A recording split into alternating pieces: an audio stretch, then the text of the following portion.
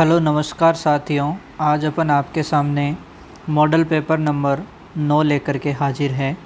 दोस्तों, अपना जो यूट्यूब चैनल है सक्सेस क्लासेस वल्लभनगर, आप उसे सब्सक्राइब कर दीजिए ताकि आपको जो भी नया वीडियो है उनके बारे में तुरंत जानकारी मिल जाए। ठीक है दोस्तों, स्टार्ट करते हैं अपन पेपर। सबसे पहला क्वेश्चन है, सुमेलित कीजिए। एक तरफ चित्रकला संस्थान दिए हुए हैं और दूसरी तरफ संबंधित उनसे स्थान दिया हुआ है। ठीक है, तो जो मयूर संस्थान है, ये मयूर संस्थान है आपके निवाई टोंक में। दूसरा है चितेरा संस्थान। ये जो चितेरा संस्थान है ये है आपके जोधपुर के अंदर। नेक्स्ट दोस्तों, टमखण 28 संस्थान। कौन सा है? टमखण 28 संस्थान। और ये जो टमखण 28 संस्थान है ये कहाँ है? ये आपके उदयपुर में है। लास्ट है अंकन संस्थान। अंकन संस्थान है भीलवाड़ा के अंदर। अंकन संस्थान कहाँ है? भीलवाड़ा के अंदर है। ठीक है दोस्तों, तो ए में सेकंड, बी में थर्ड, सी में फोर्थ, डी में फर्स्ट, ये ऑप्शन हो जाएगा राइट। ठीक है दोस्तों, फिर बात करते हैं नेक्स्ट। रणकपुर जैन मंदिर के संदर्भ में असत्य कथन है। रणकपुर जो जैन मंदिर है उसके बारे में असत्य कथन की बात कर रहे हैं। पहला है, ये मथाई नदी के किनारे स्थित है। ठीक है। इस मंदिर को स्तंभों का वन भी कहा जाता है। ठीक है। इसका वास्तुकार ब्राह्मण देपाक था। ठीक है। इसका निर्माण 1444 ईस्वी में नहीं, इसका निर्माण कब हुआ था? 1439 ईस्वी में हुआ था। कब हुआ था? 1439 ईस्वी में हुआ था। और करवाया किसने था? धरणक शाह ने। किसने करवाया? धरणक शाह ने करवाया। तो ये राणा कुंभा भी गलत है। हाँ, 1444 इसके अंदर खंभे है। निर्माण 1439 में हुआ, इसके अंदर 1444 खंभे स्थित है। 1444 क्या है? खंभे हैं। ठीक है दोस्तों, तो चौथा ऑप्शन। आम्बो मोरियो है। आम्बो मोरियो क्या है दोस्तों? ये पारिवारिक सुख को चित्रित करने वाला एक गीत है। पारिवारिक सुख को चित्रित करने वाला एक गीत है। राजस्थान में कुल कितने पर्यटन संभाग है? तो राजस्थान में दोस्तों कुल 4 पर्यटन संभाग है, जो कि कौन कौन से हैं? एक तो आपके जोधपुर है, एक आपके अजमेर है, एक आपके उदयपुर है और एक आपके कोटा है। ये 4 पर्यटन संभाग है राजस्थान में। नेक्स्ट है बाबा रामदेव का जन्म स्थान। तो ये उड़ कश्मीर या उंडू कश्मीर यहाँ पर जो दे रखा है, उड़ कश्मीर भी आता है कई जगह लिखा हुआ। ठीक है। बाड़मेर की जो शिव तहसील है उसका उड़ कश्मीर गांव है, वहाँ बाबा रामदेव का जन्म हुआ। अजमाल जी के लाल, माता मेणा दे, इनकी माता का नाम मेणा दे, पिताजी का नाम अजमाल जी, और इनके कई नाम थे जैसे रामसा पीर, रुणेचेरा धणी। निम्नलिखित आभूषणों में से कौन सा युग्म कमर के आभूषणों के लिए असंगत है? तो दोस्तों जो रखन है, ठीक है, रखन दांत पर सोने या चांदी का कवर है वो रखन कहलाता है। ठीक है, तो रखन ये वाला असंगत हो जाएगा। किसके लिए? कमर का आभूषण नहीं है, दांत में यूज होता है। ठीक है। एक और होता है दांत में चूप, ये भी कहाँ यूज होता है? दांत में, जहाँ दांत का आभूषण है। ठीक है। कमर के कौन कौन से होते हैं? करघनी, कणकती, तगड़ी, सटका, पंसारी, जंजीर, मेखला, झूला, ये सभी किसके हैं? कमर के हैं। दोस्तों नेक्स्ट क्वेश्चन है, असुमेलित युग्म छांटना है। ब्याड़ू, ब्याड़ू ग्रामीण क्षेत्रों में शाम का भोजन है। बिल्कुल सही बात है। कलेवा, ग्रामीण क्षेत्रों में दोपहर का भोजन। कलेवा दोपहर का भोजन नहीं होता है, कलेवा होता है सुबह का भोजन होता है। जो रात की बची हुई जो रोटी होती है, सुबह उसको दही में चूर के, वो कलेवा होता है। तो ये गलत हो गया। भाता क्या होता है? ग्रामीण क्षेत्रों में खेतों में ले जाने वाला दोपहर का भोजन है, वो क्या कहलाता है? भाता कहलाता है। और आसिम भोजन है वो मांसाहारी कहलाता है। निम्नलिखित में से जो धारी संस्कार है वो कौन सी जनजाति में प्रचलित है? तो दोस्तों जो धारी संस्कार है वो सहरिया जनजाति में प्रचलित है। धारी संस्कार है वो क्या है, मृत्यु से संबंधित एक संस्कार है। और इसमें होता क्या है, मृत्यु के तीसरे दिन क्या करते हैं, एक कुंडे के नीचे दीपक जलाते हैं और वहाँ कोई ना कोई जानवर का क्या बनता है, पदचिन्ह बनता है। और ये मानते हैं कि जो मर गया वो जो पदचिन्ह बना है उसने उसी का जन्म लिया है, उसी के रूप में उसने जन्म लिया है। तो ये होता है धारी संस्कार। ठीक है दोस्तों, 8वां क्वेश्चन था। 9वां क्वेश्चन दोस्तों यहाँ पे गायब है, वो जीके के सारे क्वेश्चन कंप्लीट होने के बाद आप खाली छोड़ दीजिए, 9वां क्वेश्चन लास्ट में करेंगे। निम्नलिखित में से कौन सा पशु मेला नागौर जिले में आयोजित नहीं होता है। तो कौन सा पशु मेला है जो नागौर जिले में आयोजित नहीं होता है, वो शिवरात्रि पशु मेला है। देखो बलदेव पशु मेला है, ये भी नागौर का है, तेजाजी भी नागौर का, रामदेव पशु मेला, ये तीनों के तीनों कहाँ हैं, नागौर जिले के। शिवरात्रि पशु मेला कहाँ होता है, ये आपके करौली जिले में होता है। कौन से जिले में होता है, ये करौली जिले में होता है। और ये कब बरता है, फाल्गुन कृष्ण चतुर्दशी को। ठीक है, और महाशिवरात्रि के दिन आयोजित होता है, इसलिए इसे शिवरात्रि पशु मेला नाम भी पड़ गया। निम्नलिखित में असुमेलित युग्म है। दोस्तों असुमेलित युग्म सबसे पहले राखी हवेली जोधपुर, ठीक है, पंसारी की हवेली सीकर, ठीक है, बादशाह की हवेली अजमेर, ठीक है, सोने चांदी की हवेली बिसाऊ, बिसाऊ में नहीं है, ये महनसर झुंझुनू में है। कहाँ है, महनसर, महनसर झुंझुनू।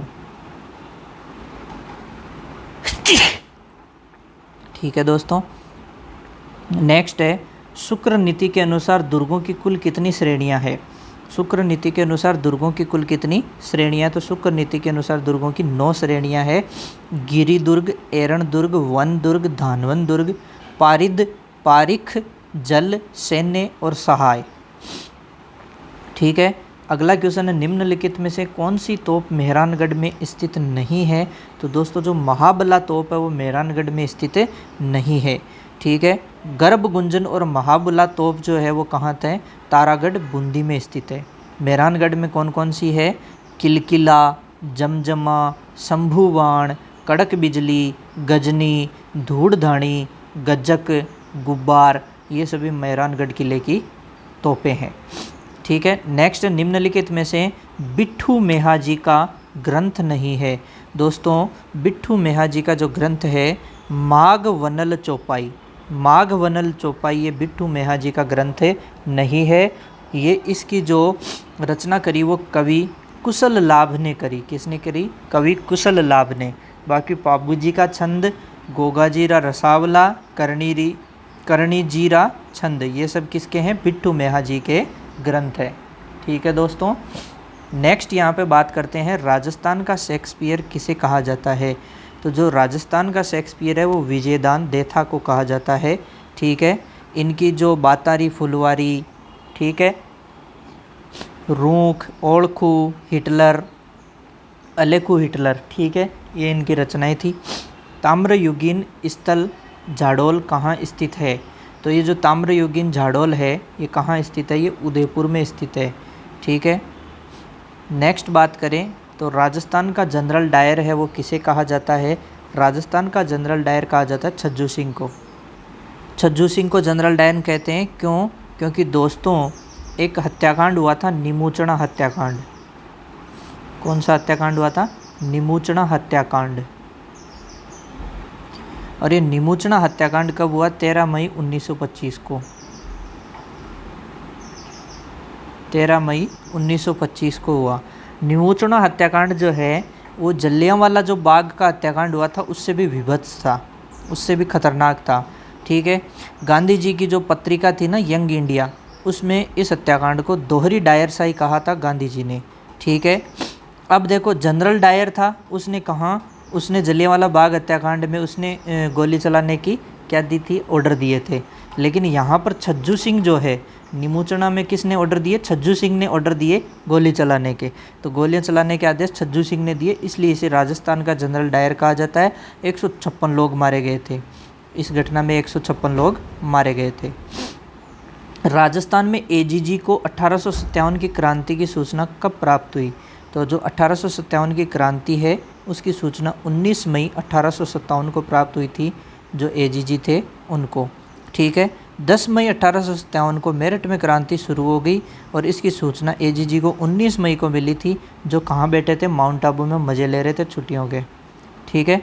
जाटों का अफलातून भरतपुर के किस जाट शासक को कहा जाता है? तो जाटों का जो अफलातून है वो महाराजा सूरजमल को कहा जाता है। ठीक है।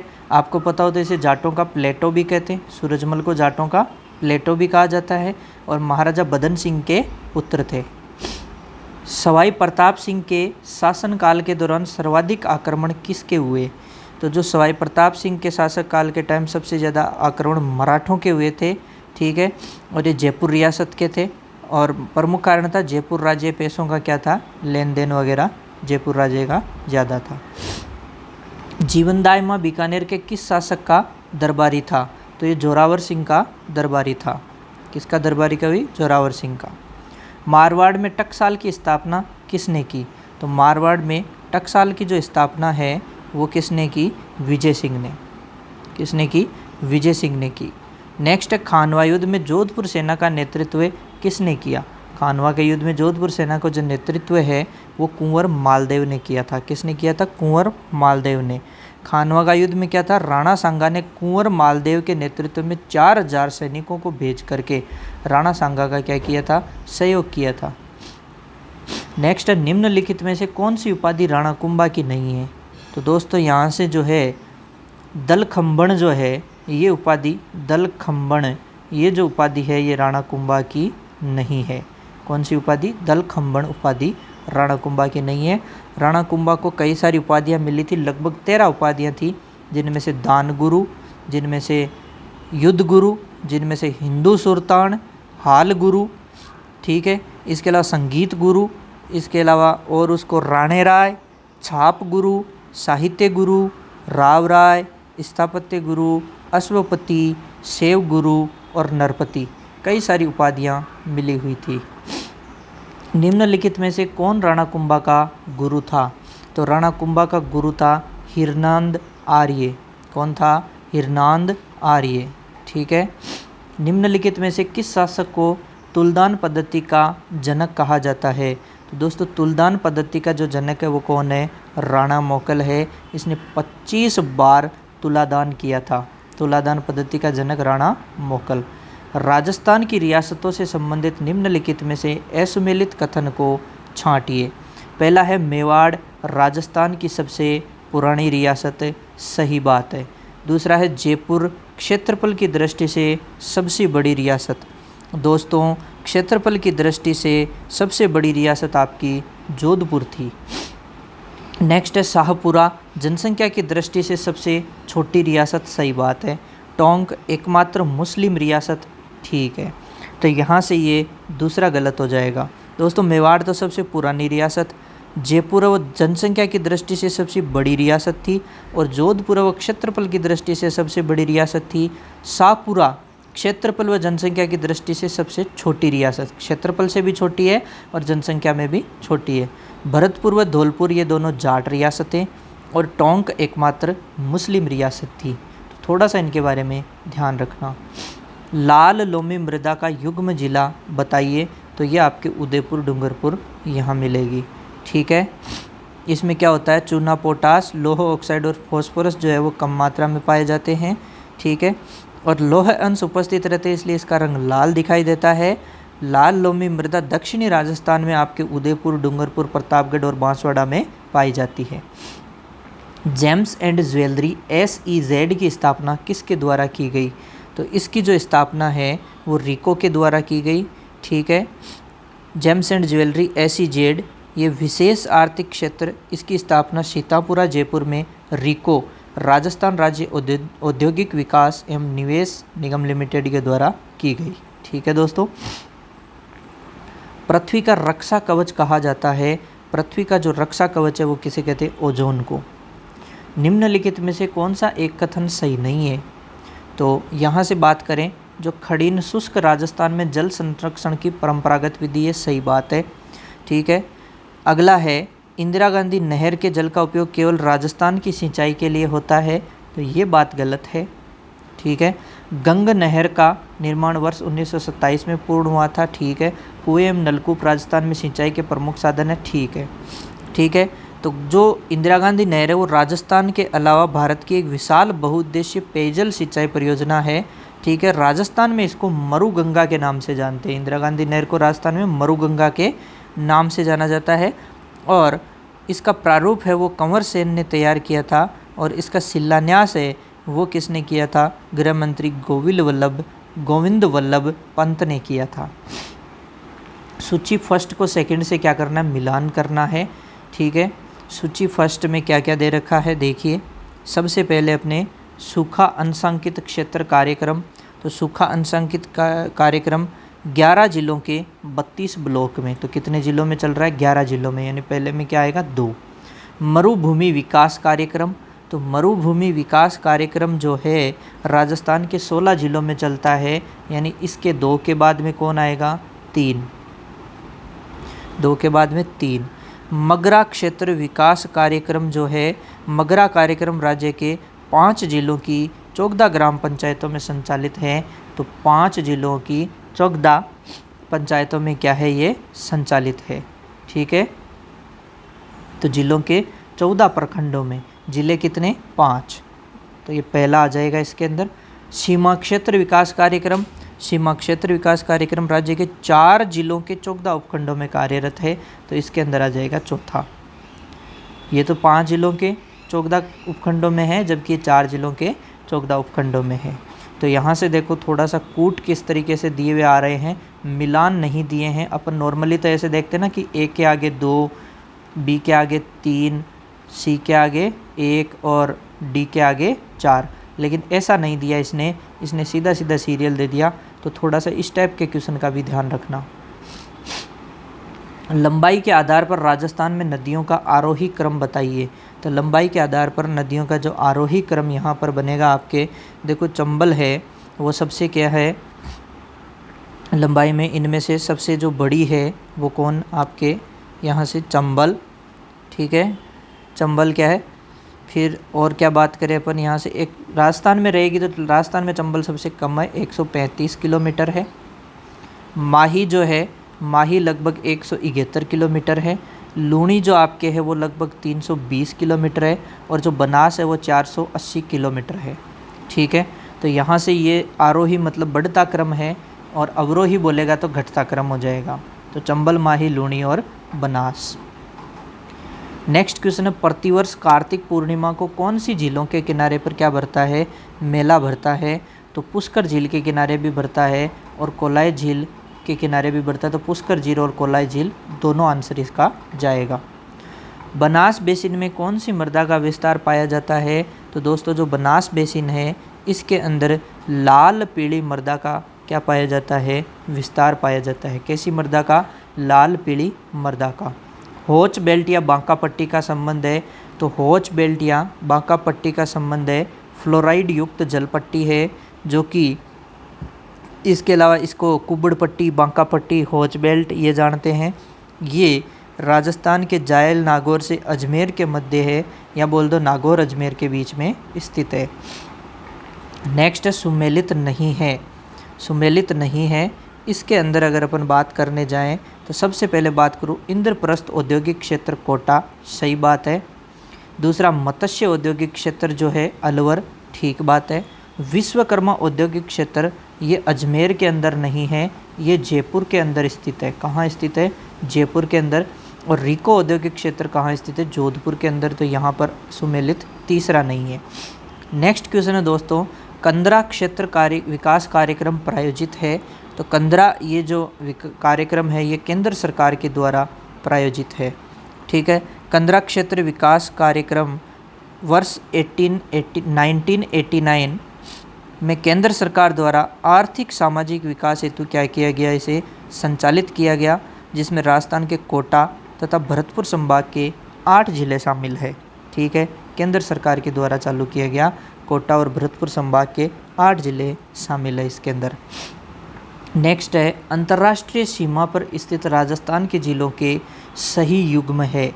तो अंतर्राष्ट्रीय सीमा पर जो राजस्थान के ज़िले हैं उनका सही क्रम बाड़मेर से देखो शुरू है, फिर जैसलमेर, फिर बीकानेर और उसके बाद गंगानगर, ठीक है। नेक्स्ट अपन बात करते हैं यहाँ पर राजस्थान के सर्वाधिक तथा न्यूनतम अंतर्राष्ट्रीय सीमा बनाने वाले जिलों का संयुग्म है। सर्वाधिक कौन सा बना रहा है और न्यूनतम कौन सा बना रहा है, ठीक है। और ध्यान रहे अंतर्राज्यीय, अंतर्राष्ट्रीय नहीं अंतर्राज्यीय, यानी राज्य के साथ बनाती है, ठीक है। अंतर्राष्ट्रीय नहीं अंतर्राज्यीय। तो अंतर्राज्यीय सीमा की अगर बात करें तो मध्य प्रदेश के साथ 520 किलोमीटर की बनाएगा, ठीक है। मध्य प्रदेश के साथ 520 या 528, कई जगह 528 भी दिया होता है, 528 किलोमीटर लगभग झालावाड़ जिला बनाता है। कौन सा जिला बनाता है? झालावाड़ जिला बनाता है, जो कि सर्वाधिक रहेगा। तो सर्वाधिक में तो आपके कौन आ जाएगा? झालावाड़ आ जाएगा। और न्यूनतम की अगर अपन बात करने जाएं तो न्यूनतम है वो बाड़मेर आ जाएगा, जो कि 14 किलोमीटर अंतर्राज्यीय सीमा बनाता है। किसके साथ? गुजरात के साथ। तो इसमें आ जाएगा झालावाड़ और बाड़मेर, ठीक है दोस्तों। अब यहाँ पर अपना एक क्वेश्चन नंबर जो 9 है जो रह गया था उसको भी थोड़ा सा देख ही लेते हैं। ये क्वेश्चन है, वैधानिक रूप से राजस्थान शब्द का प्रयोग किया गया। वैधानिक रूप से राजस्थान शब्द का प्रयोग हुआ। यहाँ पर अपने जो पहला ऑप्शन है वो है प्रथम चरण, दूसरा ऑप्शन है चतुर्थ, तीसरा ऑप्शन है षष्ठ, चौथा ऑप्शन है सप्त चरण, ठीक है दोस्तों। तो छठे चरण के अंदर इसका जबकि बात करें अपन कौन सा चरण है? 26 जनवरी 1950 को, 26 जनवरी 1950 को वैधानिक रूप से क्या हुआ? राजस्थान शब्द का प्रयोग हुआ, ठीक है दोस्तों। अगला क्वेश्चन है, गाय में उत्पादन राशन देते हैं तो 1 किलो दाना देते हैं पर 2.5 kg दूध के ऊपर। गाय में जीवन निर्वाह राशन दिया जाता है तो जीवन निर्वाह राशन देते हैं 4 किलो भूसा देते हैं और 1 किलो दाना देते हैं। भैंस को कितना शुष्क पदार्थ खिलाया जाता है? तो जो आपके भैंस होती है उसको 3 किलो ड्राई मैटर पर 100 kg बॉडी वेट खिलाया जाता है। गाय एवं भैंस में गर्भावस्था राशन जो है वो क्रमशः कितना दिया जाता है? वो 1.25 kg और 1.75 kg गर्भावस्था राशन देते हैं। अगला क्वेश्चन है, मादा पक्षी में गुणसूत्रों की संख्या होती है तो जो मादा पक्षी है उसमें होती है 76 Z+W। यहाँ ध्यान रहे जो मादा होती है वो विषम युग्मजी होती है। मादा है वो क्या होती है? विषम युग्मजी होती है, जबकि नर जो होता है वो समयुग्मजी होता है। निम्न में से किस गुणसूत्र में सेंट्रोमियर बिल्कुल किनारे पर एवं भुजा अनुपस्थित होती है? यानी सेंट्रोमियर तो बिल्कुल किनारे पर है और भुजा अनुपस्थित है तो वो टीलोसेंट्रिक होता है। खरगोश में त्वचा के रंग के लिए कितनी एलील पाई जाती है? तो खरगोश में त्वचा के रंग के लिए 4 एलील पाई जाती है। निम्न में से गाय की दुधारू नस्ल नहीं है, तो गाय की दुधारू नस्ल के बारे में अगर बात करें तो यहाँ पे कांकरेज वो दुधारू नस्ल नहीं है। बाकी आपको पता शाही शादी में रेड थार गिरी, तो गिर साहिवाल, थारपारकर और रेड सिंधी ये जो है ये दुधारू गायों में आती है। मोंटगोमेरी या मोंटगोमेरी के नाम से प्रसिद्ध गाय की नस्ल है, तो मोंटगोमेरी के नाम से प्रसिद्ध जो गाय की नस्ल है वो कौन सी? आपके साहिवाल नस्ल है। ग्राम आधार योजना की जो शुरुआत है वो कब हुई? 1952 में। ग्राम पंचायत का जो कार्यकाल होता है वो कितना होता है? 5 वर्ष का होता है। पंचायती राज की शुरुआत देश में सबसे पहले पंडित जवाहरलाल नेहरू ने कहाँ से करी थी? तो नागौर जिले से करी थी। शरीर के गतिशील भागों जैसे आईलिड में कौन सा सूचर लगाते हैं? तो दोस्तों पिन सूचर लगाते हैं।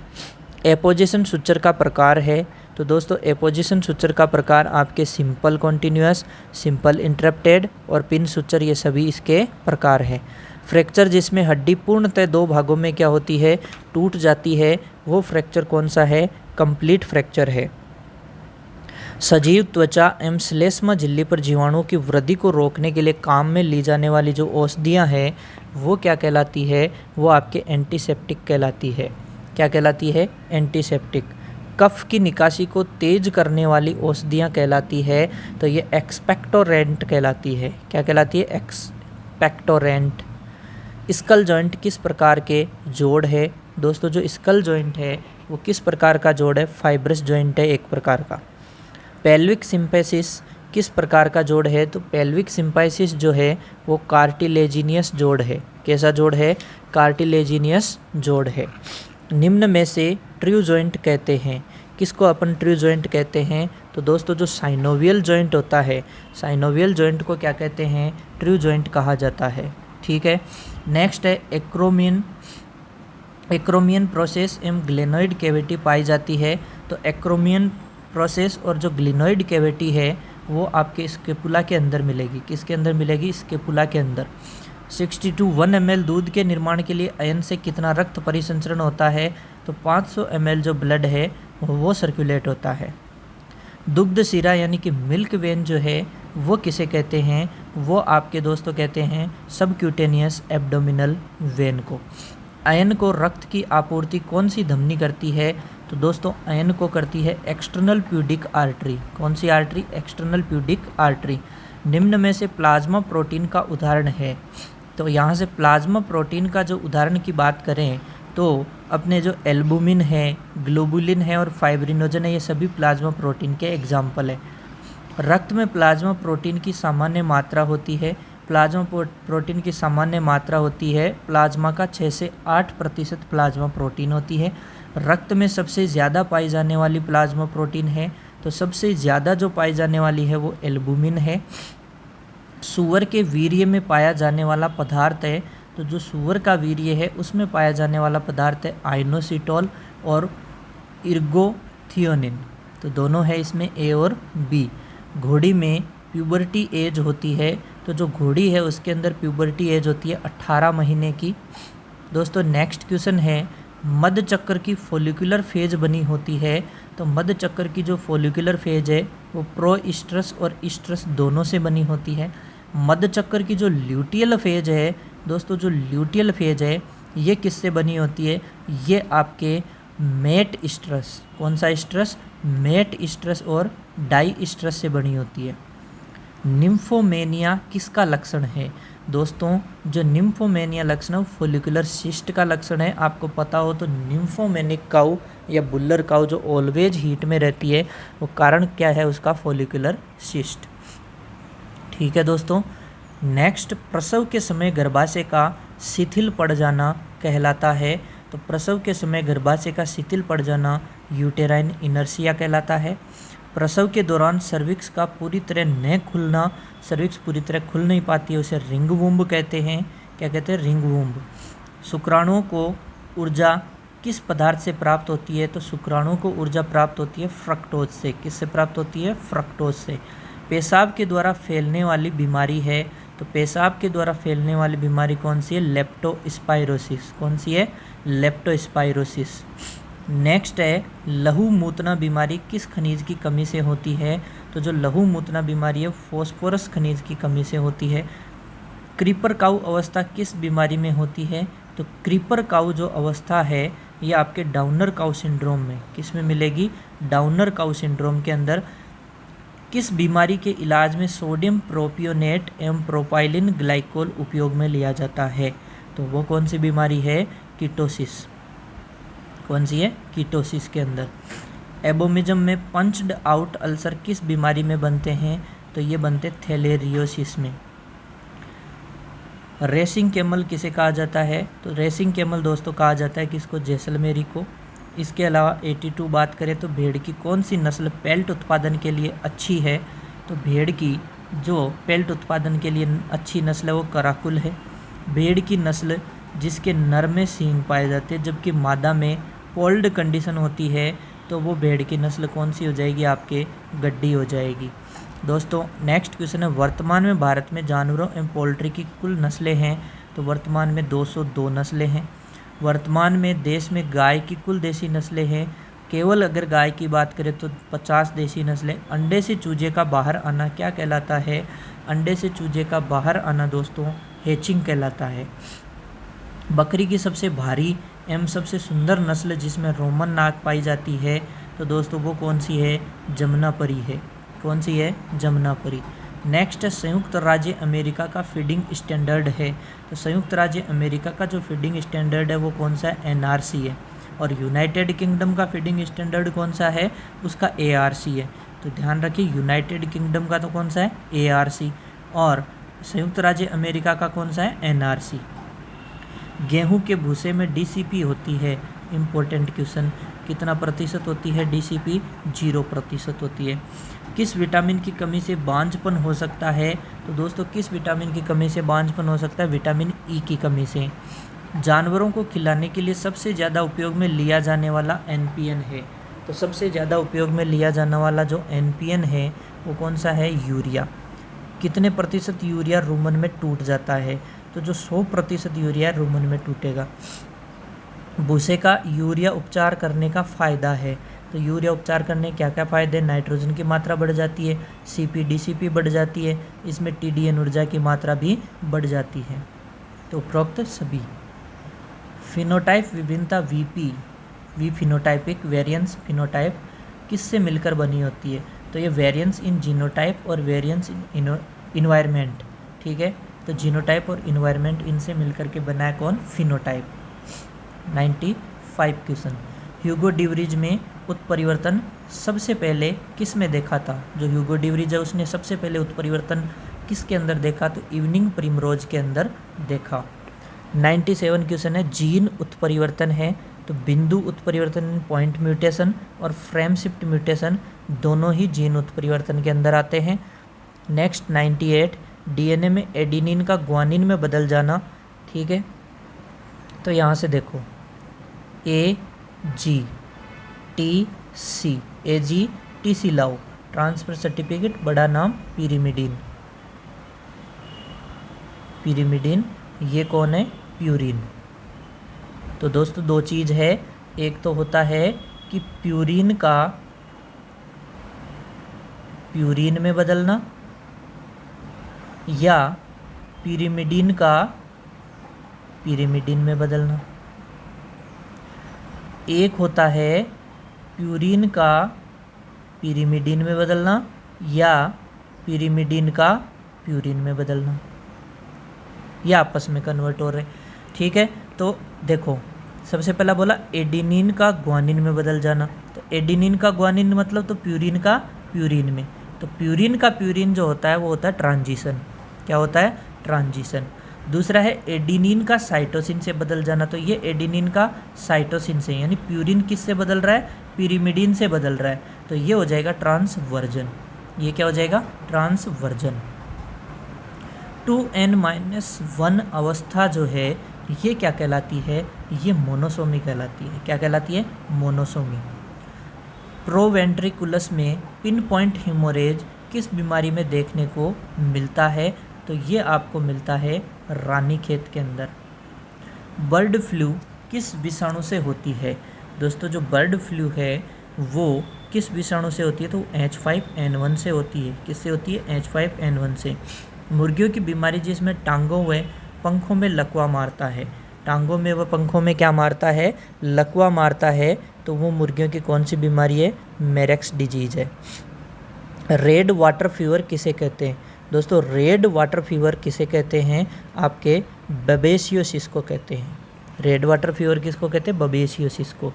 रूमिनेंट के आमाशय का सबसे बड़ा एवं सबसे छोटा भाग कर्मशय है। आमाशय का एक तो सबसे बड़ा भाग और दूसरा सबसे छोटा भाग। तो दोस्तों सबसे बड़ा भाग तो आपको पता कौन है? र्यूमन है। और सबसे छोटा कौन है? रेटिकुलम है। ग्लैंडुलर स्टोमक कहा जाता है। ग्लैंडुलर स्टोमक किसको कहते हैं? ग्लैंडुलर स्टोमक हो गया प्रोवेंट्रिकुलस। ठीक है, घोड़े के आमाशय का आकृति होती है। तो घोड़े के आमाशय की आकृति है जे शेप, जे आकृति। रक्त निर्माण की प्रक्रिया को तेज करने वाली एवं रक्त में हीमोग्लोबिन के स्तर को बढ़ाने वाली जो औषधियाँ हैं वो कहलाती है हीमेटिनिक्स। मिल्क ऑफ मैग्नीशिया है वो अपन कहते हैं MgOH का ट्वाइज। पत्र पत्रिकाएं दोस्तों उनको पढ़ते हैं अपन, देखते हैं सिर्फ। ठीक है, उनको सुनते थोड़ी है, उनको देखते हैं। तो पत्र पत्रिकाएं कैसे साधन है? दृश्य साधन है। टेलीविज़न देखते भी हैं और उसमें जो आवाज़ आती है उसको अपन क्या करते हैं, सुनते भी हैं। तो ये हो गया श्रव्य भी हो गया और दृश्य साधन भी हो गया। दोस्तों लोक नृत्य, अब ऐसे मत कहना कि नृत्य को सुनते हैं, थोड़ी देखते ही हैं। अरे दोस्तों जो गाना बज रहा है उसको तो सुनते हैं। तो श्रव्य और दृश्य साधन, ठीक है। नेक्स्ट है 113, निम्न में से कौन बदियाकरण से संबंधित नहीं है? तो वल्सेलम फोर्सेप बदियाकरण से संबंधित नहीं है, जबकि बुर्दी जो इलास्ट्रेटर और इमेस्कुलेटर ये सब उससे क्या है, संबंधित है। तो यहाँ पर जो सही ऑप्शन हो जाएगा वो कौन हो जाएगा, वल्सेलम फोर्सेप्स। टीजर बुल बनाने में प्रयुक्त शल्य चिकित्सा, तो ये क्या है, विसेक्टोमाइज्ड बुल है, तो वैसेक्टोमी किया जाता है। निम्न में से निश्चेतक का कार्य है, तो निश्चेतक का कार्य क्या है दोस्तों, दर्द का निवारण, सही है। चेतना का हरण, सही है। पेशीय शिथिलन, सही है। तो यहाँ पर उपरोक्त सभी आ जाएगा, उपरोक्त सभी आ जाएगा।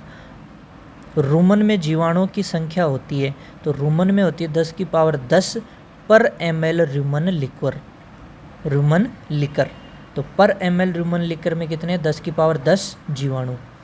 रुमन में प्रोटोजोआ एवं फफूंदी की संख्या प्रति मिली रुमन द्रव, प्रति मिली रुमन द्रव यानी रुमन लिकर में कितनी होती है, प्रोटोजोआ की कितनी होती है और फफूंदी की कितनी होती है, ठीक है। तो इसके अंदर बात करें तो प्रोटोजोआ 10⁻6 और फफूंदी 10⁻3।